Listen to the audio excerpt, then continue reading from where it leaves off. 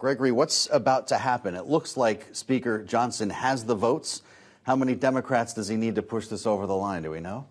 Well, he's going to lose a considerable number of Republicans on his right flank, so he needs as many Democrats as he can get. But he will need some Republicans as well, and that's just the math. He's able to do this under a suspension of the rules. That this avoids the messy fight that we would have had at the Rules Committee and really a trench warfare to try to get every last vote.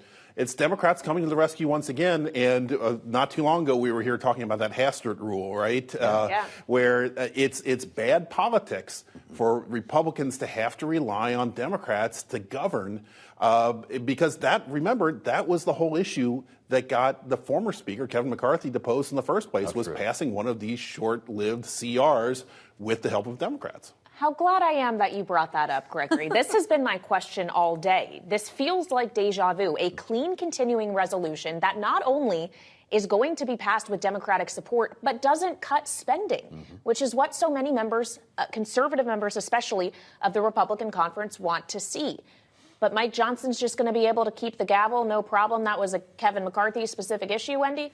Right, but it seems Gregory is absolutely right, but it seems like this is almost like Muhammad Ali exhausting his opponents. The House Freedom Caucus is a hard no on this bill, but it's not a revolutionary no. I mean, they're just sort of exhausted. They don't want to go through another speaker fight. They know that's a bad idea, and so they will perhaps accept this and live to fight another day in January or February against it.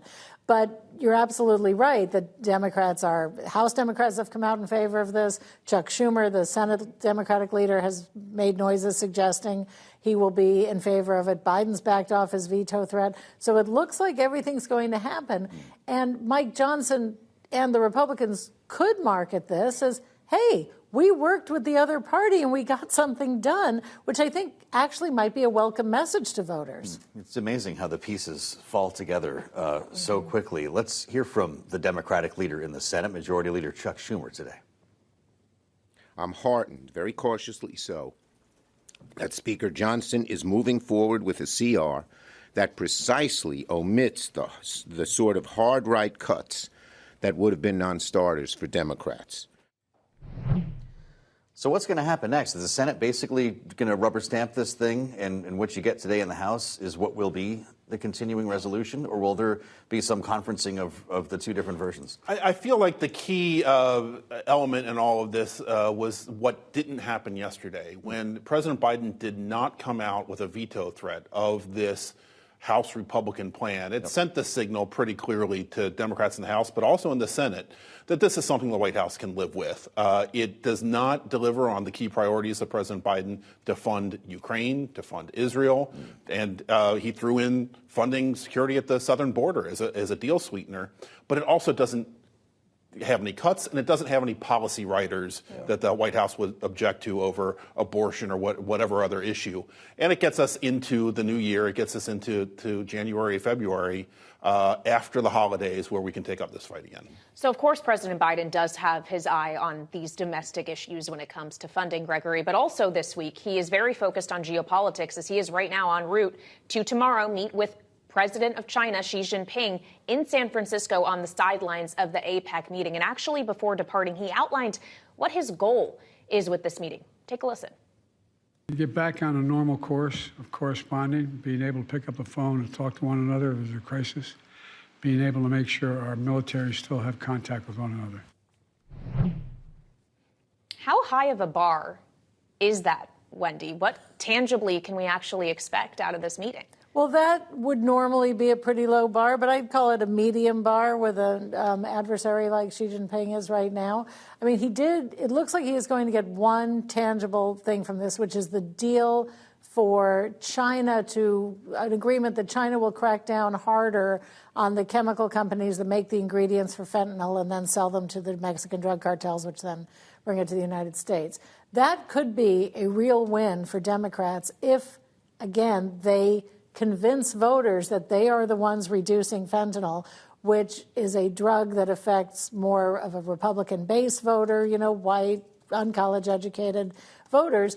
And the Republicans have been making a lot of hay about fentanyl and opioid crisis, and the Democrats need to really market on that. So that's one. The other is just they're talking. It's always better if two leaders talk than don't talk.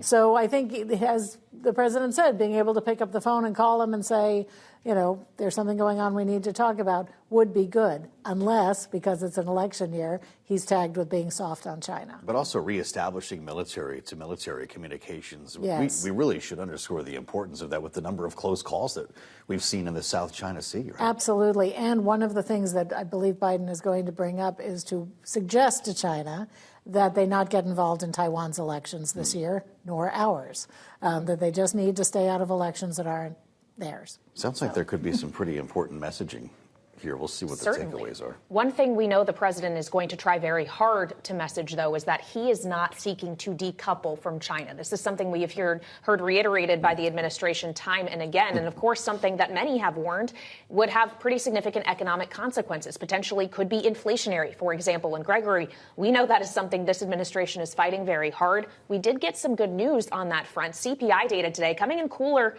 than expected. And President Biden very quick to flex this. He says inflation is now down 65% from the peak. He goes on to point out how this happens as the unemployment rate has remained very low. And in his statement, he says, I'm working to get results for the American people, and it's happening. But Gregory, the fact remains, they aren't giving him credit for it. Absolutely. I mean, it's hard to deny that these numbers are good economic numbers for the president. The problem is there's always that gap between perception and reality. The numbers, the economic indicators that we live and die by here versus what people are feeling. And what people are feeling is still the cumulative of inflation, not just voters don't look at inflation as a month-over-month measure or even year-over-year. They're comparing it to what their life was before the pandemic, right? And even though we've had a little bit of disinflation, we haven't had deflation. Prices aren't ever going down anytime soon.